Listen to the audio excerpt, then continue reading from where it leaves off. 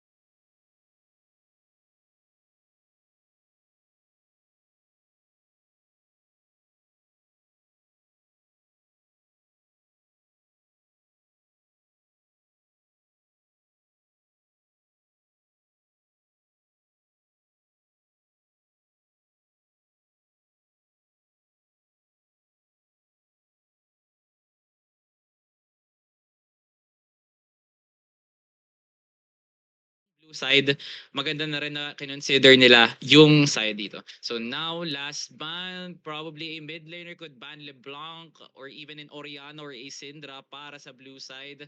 So yung control mages ngayon ang nananaig sa ating sitwasyon ngayon. So Zeri ang kanilang binan. So most likely yung ADC ata ng red side is malakas talaga mag Zeri mala JDG ruler lang ata no. So hover tayo ng posibleng mid laner. Oriana Syndra is open. Victor as well could also pick someone like an very unconventional mid laner like Ziggs or even let's see here, probably a Yone could add this one kasi dagdag pa sila ng assassin method dito pero hindi Vayne yung pinili nilang ADC dito. So bit of a controversial side considering there's not much beefiness over to the enemy team. Yes, meron Tahm Kench, but some efficient ADCs could also be used para hindi magkaroon ng pwesto kagad si Tahm Kench. You could probably deny him by using an Ezreal or even someone like Ash probably. Para makapagpilin, makapagpwesto dito yung Rel and even the Kesante. So wala masyadong pokes yung red team, yun nata sila nagkakatalo pero considering the blue side, they just have Javelin Toss and Orb of Deception. Other than that, that's about it. So tignan natin kung paano tatambal ng blue team yung lineup nila. So it's going to be a Lucian Thresh on the bottom side and Oriana being hovered here into the mid side, and that is it. Both teams have now finalized their lineups for our game number one here at the Spectacular Showdown, brought to you by the folks behind QC Esports Community.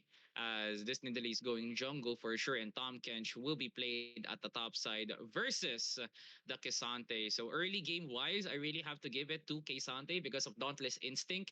And hindi ko alam paano gagamitin ni Irregular Pati yung range niya. Kasi ang source of damage niya nandito is Abyssal Dive and Tongue Lash. And that's about it. Hindi ganun ka-reliable yung Abyssal Dive kasi meron namang Pathmaker tsaka Footwork tong Kesante kaya madali niya kagad madadodge yun. So long trades, most likely this Casante will outtrade this Tom Kench. Pero dahil nga may thick skin tong si Irregular Patty, baka pwede niyang gamitin yon pang tambal, no? Pero yung availability kasi ng Entofo strikes na to ni Casante is, syempre, palaging available yan every 2 to 3 seconds. So, ibig sabihin, yung efficiency ng top lane matchup is going to be favorable towards the Casante. So, ito lang talaga yung sakit ng League of Legends. Pero tayong 3 minutes spectator delay. So, I hope you guys bear with us. And don't worry, the action will still continue despite the hurdles that League of Legends client is offering to us. And let's go back to the mid lane matchup naman, no? So Oriana and Ari. So mostly it's going to be a poke heavy and pick heavy mid lane to kasi kaya mag-roam ng Ari and Oriana at the same time because of their shared movement speed abilities. You have Oriana on the dissonance and Ari over to the movement speed ng Foxfire. So that means that whoever gets a good prio on the top side could force a dive, or kung sino man yung kumukuha ng tower hog is pwedeng magawa ng gank angle. I wonder how could Ari use the roaming in order to have a fair advantage, kasi hindi kailangan mag-scale na itong Vayne. If this Vayne scales, medyo mahihirapan yung matchup niya against the Lucian and as well as the Thresh. Ang key lang naman dito ng Vayne is kailangan niyang itumble yung death sentence ng Thresh dito, and that would be a good sight to see for the red side. Ngayon, isipin pa natin, no, so tamang-tama lang din ang Ari yung pinili niya, kasi paano ba naman sa IGN, mukhang 1 million mastery points ata tong Ari nila, kaya tamang-tama lang din ang Ari yung pinili nila. So baka hindi na consider ng red side na iban yung Ari para itambal sa potential na top laner. Pero honestly, no, they could have honestly picked Poppy jungle in this one, just because of the shared mobility of the blue side. You have Lucian, you have Ari, and you have Nidalee, and three of those champions really rely on their gap closing in order to have the most value pagdating sa engage. And there's so much drama that would cause para hindi makapag-relentless pursuit, hindi makapag-spirit rush, hindi makapag-pounce yung respective the champions na binanggit ko, no?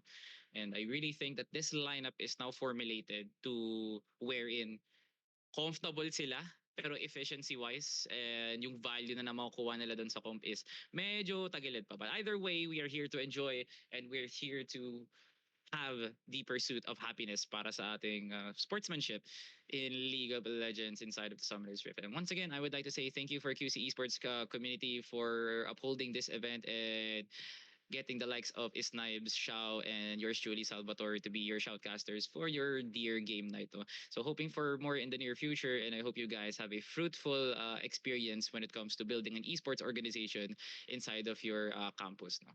So I hope you guys, sana makita namin kayo sa mga tournaments tulad ng, Estudiante Esports, ganun, sa Alliance Games, sa mga PCC, CCE, something like that. So para small world, kamustahan, because that is what collegiate esports is all about, no? Yung mga pagkakakilala natin sa isa't isa, that what makes it whole and united as one. And there it is. The spectator delay has now died down. That means we are now heading into the loading screen, ladies and gentlemen. Yun na nga yung inaantay natin. Pag loading screen na, ibig sabihin, magiging berde na yung screen natin, at yun lang naman na isang senyales na papasok tayo sa loob ng Summoner's Rift. And now we are going to have an impression of what the Summoner spells and the keystones that have been picked here by our champions. No? Ayun na nga, no? Grabe nga naman ang loadout ng ating stream director, no? 3070, 12600K, paambo naman ng iyong rig, my idol. Tapos mga 210 hertz pa siguro yung mga monitor niyan. Yan, ganyan kalupit yan. Ganyan kalakas. Grabe nga naman talaga si QSP Esports community.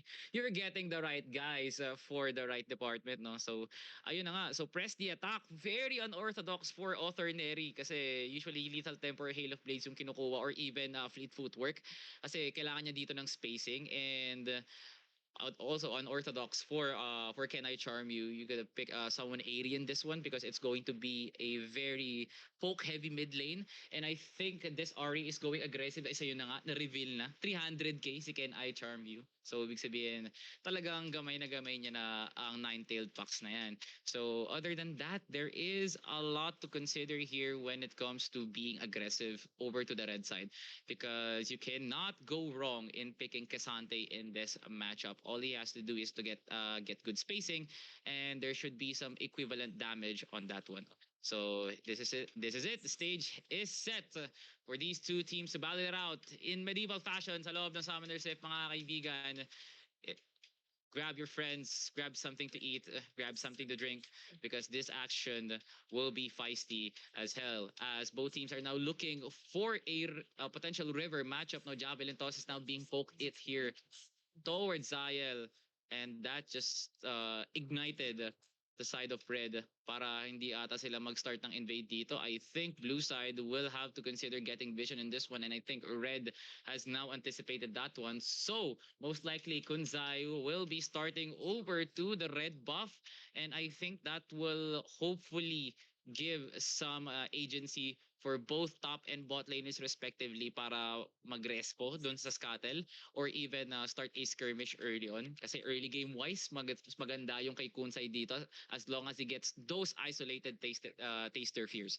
So, yun na nga, no? Grabe. Ashi, pakita mo kung sino. Pakita mo na mayaman ka dahil sa Prestige Edition Empyrean Kisante mo. So, napakalupit na nga naman ni Lil Nas X dyan. And I wonder the experience of the bot lane will have over to the red because Kunzai, not Kunzai, Author Neri and Zael isn't really, that much of a threat sa early game. But I think their level 2 is just as good as Shiwei and Inutil daw siya. So parang doon pa lang ata magkakaroon ng konsiderasyon yung bot lane ng blue side para mag-level 2 engage. Kasi Flay Death Sentence, sure yan para kay Otorneri. Pero inaantay natin kung sino yung makakuha ng magandang pwesto. So ang inuna, ang tinitignan natin dito is si Ashi. Yung pagkuha niya ng stacks doon sa Intofo Strikes and other facts here are being laid out by the mid. So very passive matchup so far. Walang nag-engage. So ayun na nga, mid yung hinahanapan natin ng action dito just because of the electrocute take by Can I Charm You. Yung sinasabi kong poke matchup kanina is ang parang nagko-commit ata ng long trades to si Can I Charm You. Hindi yung hindi lang basta yung short trades, nangangalahati na si Minactron. Can't blame him. He doesn't have the command protect.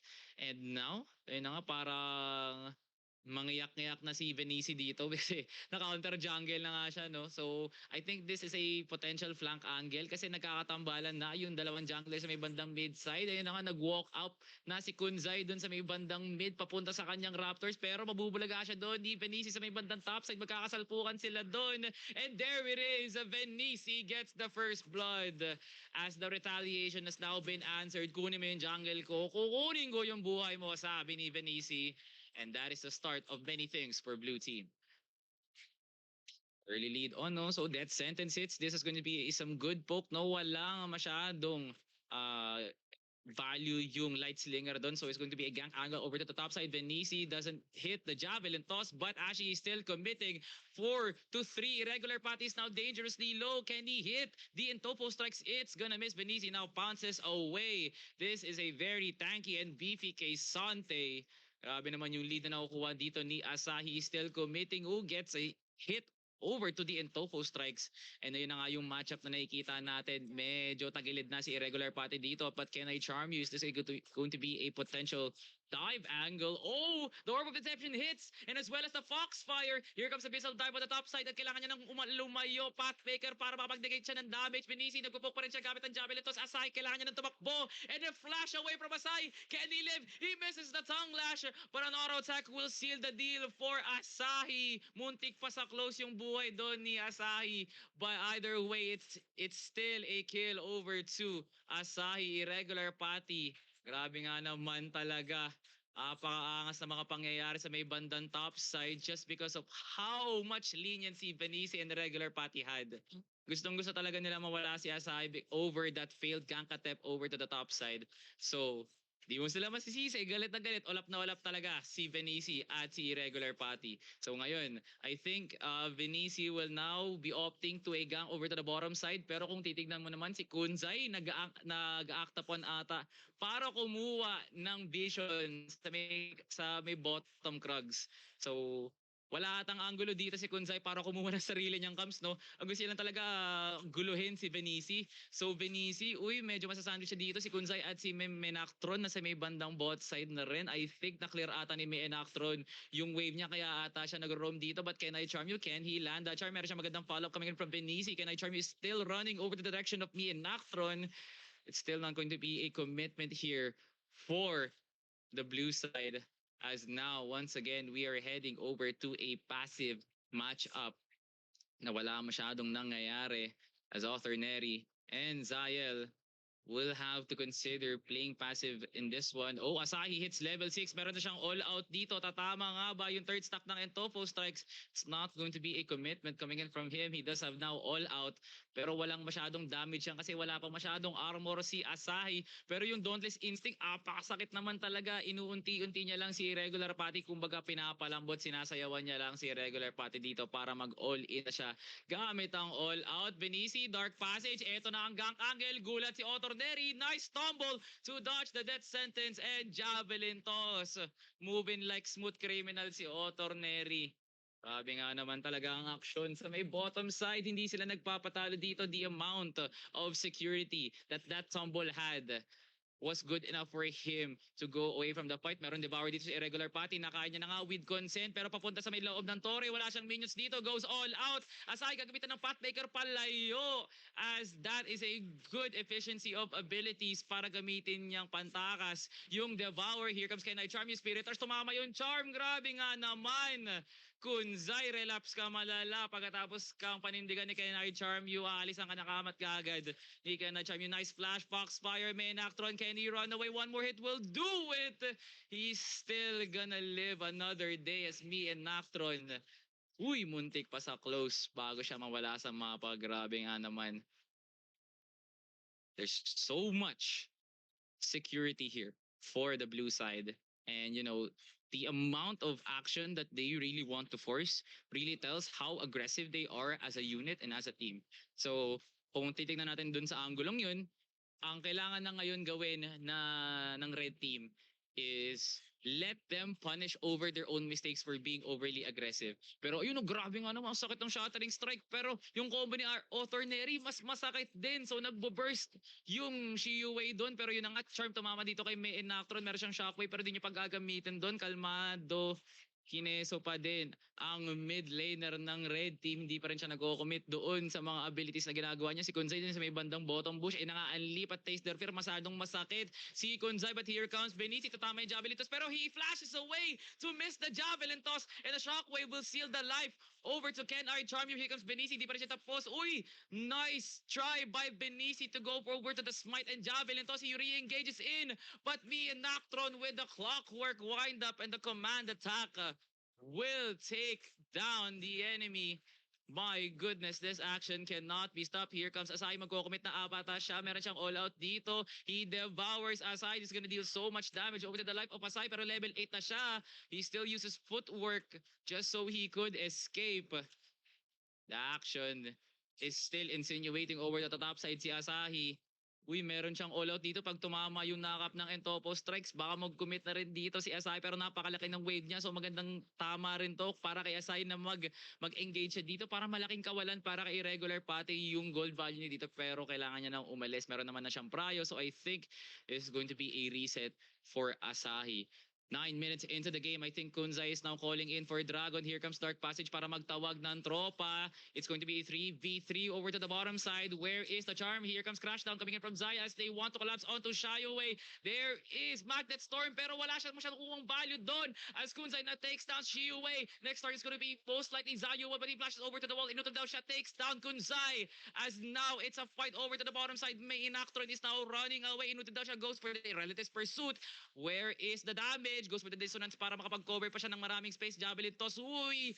Si Bat of Destiny hindi tatama. Here comes Ken I Charm. Yung kukuha ba siya ng charm dito? Orb of Deception. Uy! Muntik pa sa close. Pero grabe nga naman yung skill shot dito. One tap ka ngayon kay Benici.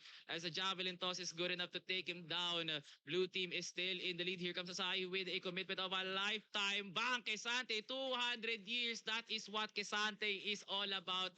That is League of Legends peak game design.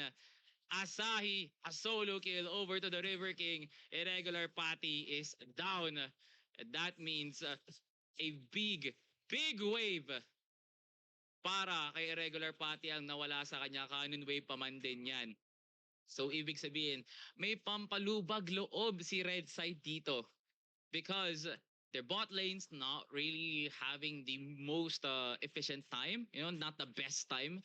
Pero kung titingnan mo naman, their top side could still lead them to victory. But the meta is shifted towards the winning bot lane. So ibig sabihin, si Inutil daw siya, meron silang advantage towards sa kanilang kalaban. Uy, invade angle coming in from Kunzai. Pero tatama nga ba lahat ng kanyang abilities dito? Benici, grabe nga naman talaga yung burst ni Kunzai doon. And dahil sa sobrang lakas ni Kunzai, napadisi na lang ata si Benici doon. My goodness. Oh, pincer maneuver coming in from Kunzai. There goes the protect over to Kunzai to get the dissonance intact. Masure pa sa sigurado yung kamatayan doon ni Can I Charm You. My goodness me. That is so much action being delivered here by Red Team. Parang nagkabaliktad na ata yung Red Team na ata ngayon. Ang nagiging aggressive dito, they want to engage over to Xiaoyu Wei as there goes Crash Down and Shattering Strike, pero lalapit ka sa loob ng torre gamit ang Magnet Storm. Nagko-commit na kasali. Here comes Final Hour Oternary. Napabaliktad na siya. Ito nang ang dakaling dumadrive by na si Inutil daw siya. Pero ginagamit lang nila yung ultimates nila pang trade lang. Grabe nga naman, walang nahuli doon kahit dalawang ulti. Tatlong ulti nga yung nawala doon. But now the level difference is now being shown here over to the top side as Asahi just walks up to the lane using Entofo strikes to poke him down. Nice death sentence as Oterneri gets caught. Here comes Javelin Toss from the backside. That's an empowered Javelin Toss because of the Hextech Alternator. Surprise, surprise. Meron palang nakatagong pusa doon sa may bandang likod ng damo-damo. Grabe nga naman, blue team. Their surprises is still unimaginable and unequivalent compared to the red team. Asahi, uy, mukhang eto na nga ba.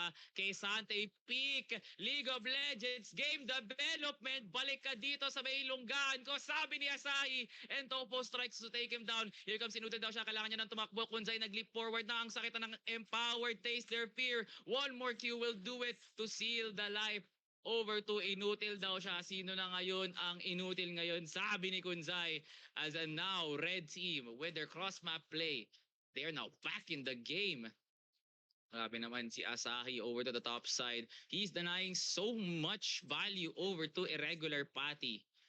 He's not getting the experience. He's not getting the gold. And I think that's really important as a top laner to have that sense of control of the game. So Asahi, that's a lot to think about. If you are currently the hard carry of red team, you should not get caught on in some crucial fights. In this point, baka pwede ka na maging at least midliner. Let Zael and Xiaoyu Wei just fight off one another and get the engages bago ka talaga pumasok at gumamit ng abilities. I think that's a good sign for Asahi. But for Can I Charm You, you do have the burst. And when Asahi goes all out, that's you are going to be an important piece to burst down Asahi. But Kunzai is indeed on the rampage. One full combo puts him under 20% HP quickly. Isolated Q. Apakalambot, tinapay sa loob ng baso ng kape. Grabe nga naman. Kunzai, nagro-roam na dito. May lakas siya. Ang sakit naman ng sibat na yun. Takbo siya. Uy, flash W coming in from Benici. Shut down. Alte por ka ngayon kay Benici. Zaizel and Arthur Neri runs away using full tilt. I think this is a dive angle.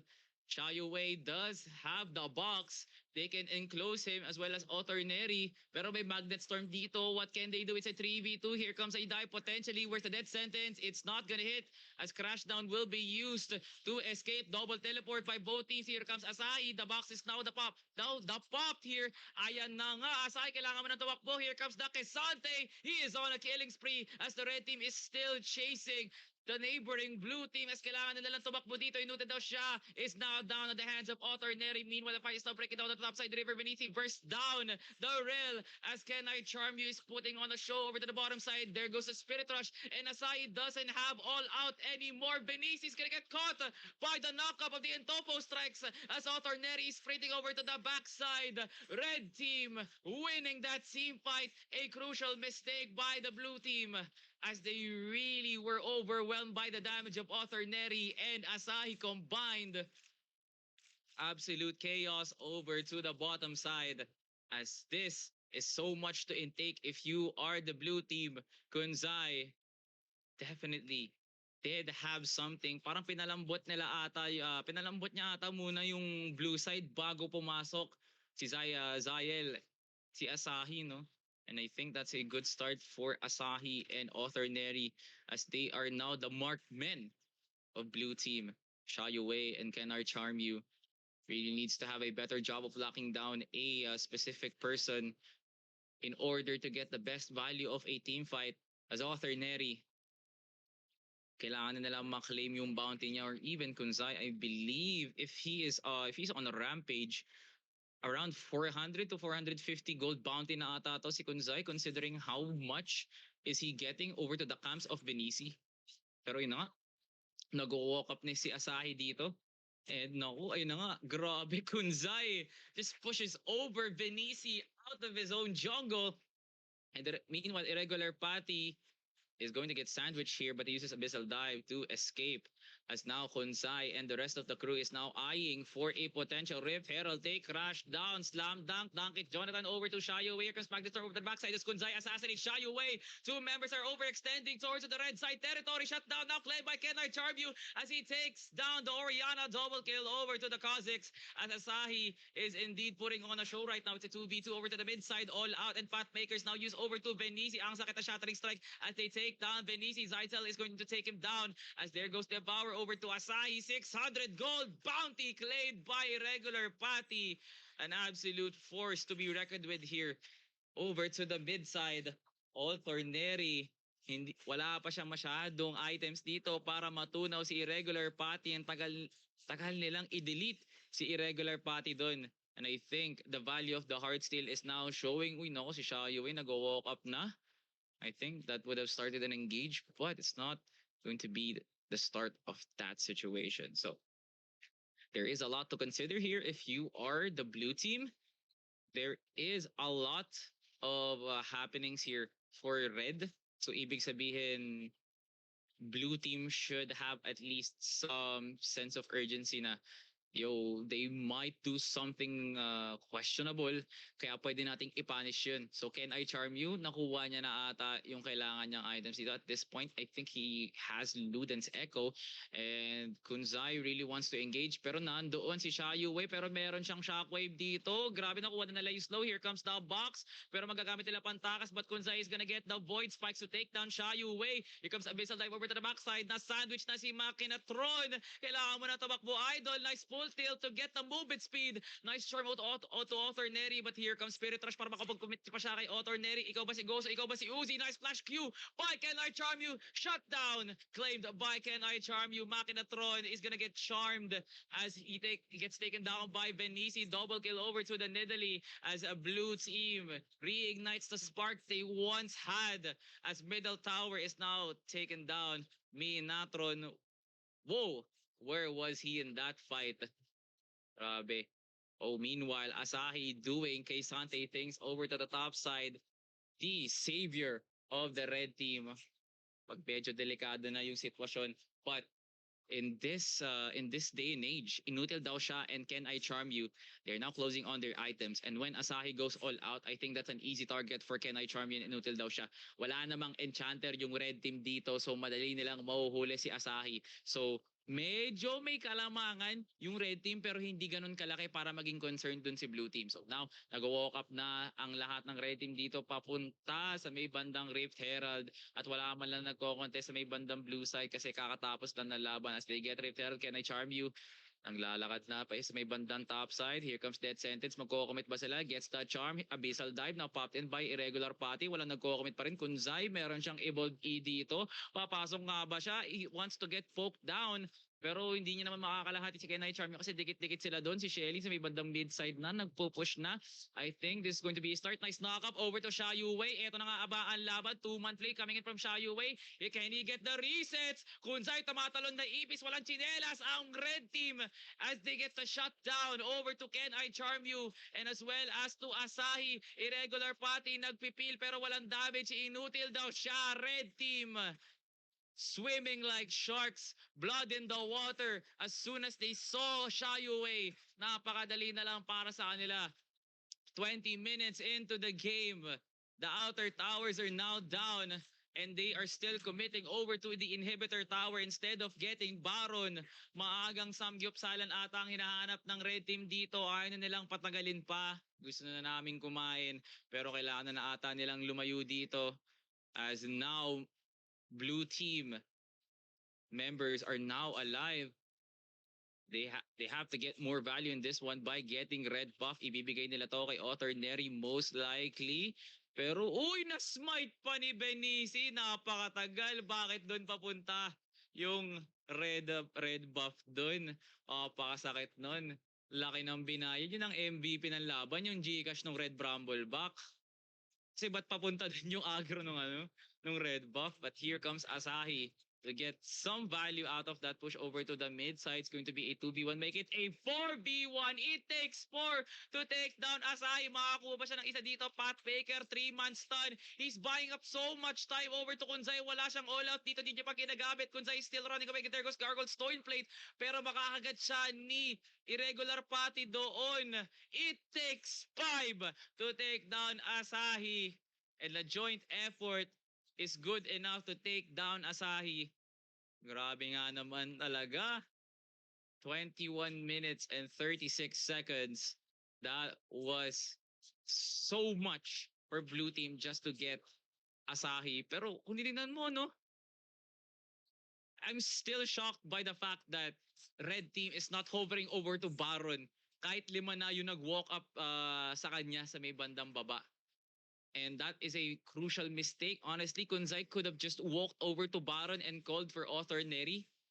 Para kahit pagdating nila, aalis na lang sila kagad with yung Baron Empowered Recall. It's a 4v5. Kunzai, kailangan mo nang lumayo. Uy, Abyssal Dive and Death Sentence is not gonna hit, but Void Assault will be used para pantakas. Uy, Kunzai dodges the Javelin Toss. Here comes Can I Charm You? They are going to commit in this one. Leap was used to dodge the charm, but Javelin Toss hits. There goes the passive hit. Pero si Benici na nga lahati ang buhay. Masyado ng ambisyoso. He got overextended. He got overwhelmed. Malalim pa sa baritone yung pwestuhan doon ni Benici. But here comes the retaliation by the red team as a regular party gets caught by the crash down of the rail. Death sentence hits onto Asahi. He's tanking so much damage, but it's not that much over to the blue team. There goes and Topo strikes. Makukuha niya yung slow para si Asahi. Nag-walk up pa rin sa 4. Can he get the all-out? 4-man knock-up by Asahi. He's still feeling some damage. Si Kunzai, lumalaki na yung mata niya. He's gonna get the resets. Zyzel with a 3-man magnetic storm. Double kill over to the Kha'Zix. Make it a triple kill by Kunzai as red team spark terror over to the blue team as they eye for Baron. Author Neri now side laning to. Tama yung Javelin to. Spread, napakasakit nun. As he assassinates Author Neri, wala kang Baron ngayon. But it's still a 100-0 chance that this team will get the Baron. And there it is. Author Neri gonna call worth on that one. At least they got the tower over to the bottom side. So now Asahi, I think he will go side lane. Mi Inactron, meron naman silang cannon wave to eh. So pwede sila mag-mid dito. And I think that would ignite a 1v1 positioning. Let Mi Inactron and Asahi go side lane, and the jungler and the bot lanes will go for mid in order to get the good value in this one. Cloud Drake, sumasayaw na nga ang dalawang teams dito. Yun na nga. They want to poke down Kunzai to half HP para hindi ganun ka-contested yung Dragon. But under 1,100 HP with Face Their Fear and Smite, there's no way that blue team is going to get that Dragon. As now red team is now getting some value over to their mid lane take. 10 kill lead, 8,000 gold lead by the red team here as Author Neri. Uy, tabi testing nga naman, masyado ka ng malambot, pre. There goes the charm. Absolute beauty of a combo by Can I Charm You? But the flash away from Author Neri in final hour. Can he run away? No! The Can I Charm You auto attack is good enough to take him down. Meanwhile, Mayhem over to the mid side as Irregular Pati. Ginagangap na siya ng 3 miyembro dito as I still tanking up sa tower damage. Ininsect na siya pabalik dito sa miyembro. 4 na miyembro ng red team as they want to dive over to Benici. There goes all out para mapalayo pa siya. Hindi na siya lalapit pa sa may bandang base pa, double kill over to Asahi as inutil daw siya and Kenai Charmyu is watching their comrades die one after the other. Asahi, another combo by the Kesante, pulls him over to the waiting hands of the red team. Inhibitors now down over to the mid side. Here comes Shayue, inutil daw siya. Can they save the game over to the blue team? As Asahi and Mi in Noctron, meron lang silang poke dito, wala na silang abilities. Asahi doesn't have all out, so he cannot go 1v9 over to the enemy team. Kailangan na nilang lumayo dito. What a way to send a message by the red team.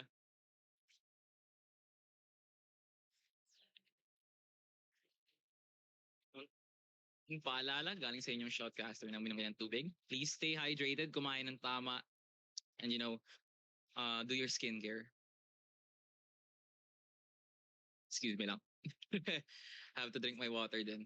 But yun, interesting fight by the red team. And there is some value over to the mid.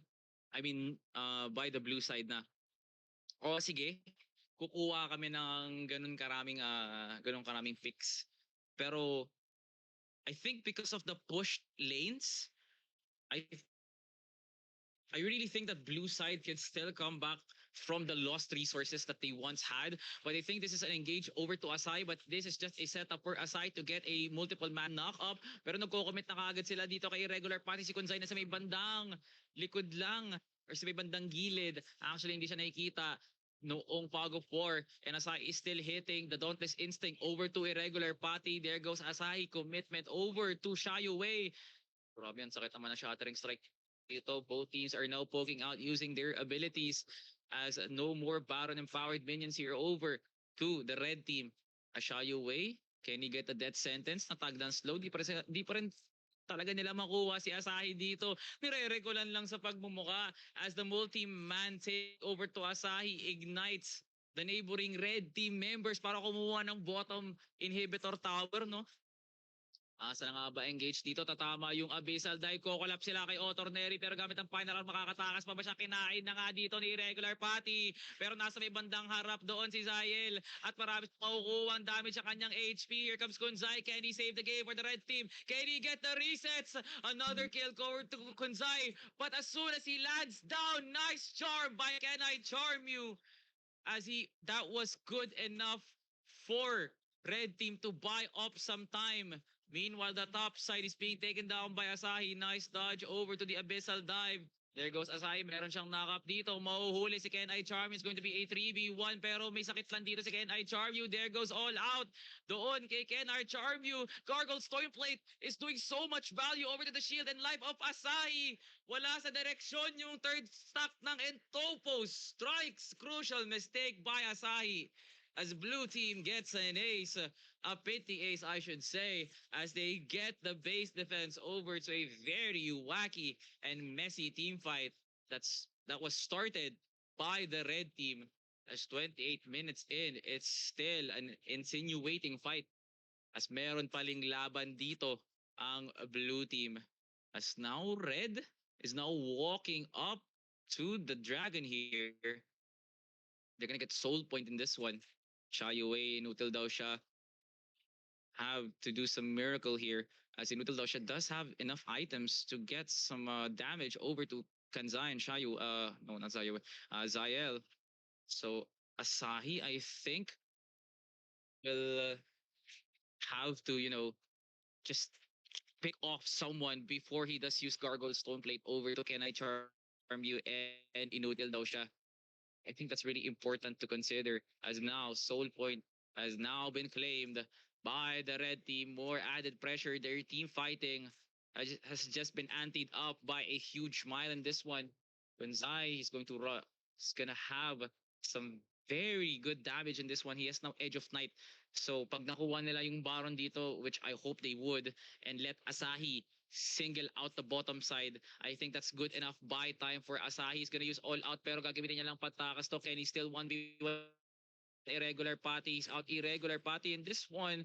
But nice buy time by Asahi to get the Baron Nashor for red team as they have to consider a team fight without the all-out of Asahi, but I think the damage over to Author Neri and Kanzai is good enough para hindi na gumamit ng all-out dito si Asahi. Now, Benisi and Inutil daw siya walks up over to the bottom side. They need some line of defense here. This is their last ditch effort to defend the base of the blue team. Kailangan pa nilang iwagayway yung sarili nilang watawat para makita pa nila yung laban o iwawagayway nila ang puting bandera na nagsisenyales na hindi na namin kaya lumaban. They have to enlist some bit of hope, but Kunzai immediately deletes Kenai Charm. Here comes the engage coming from Saitel as a two-man Magnet Storm will seal the life of two members. Two-man Shockwave as well by me and Nactron. A triple kill over to Kunzai, and that is all she wrote for the blue team as Red Team will take game number 1 in convincing fashion. What a way to start off our game night here at a spectacular showdown and QC Esports community. GG's to both teams.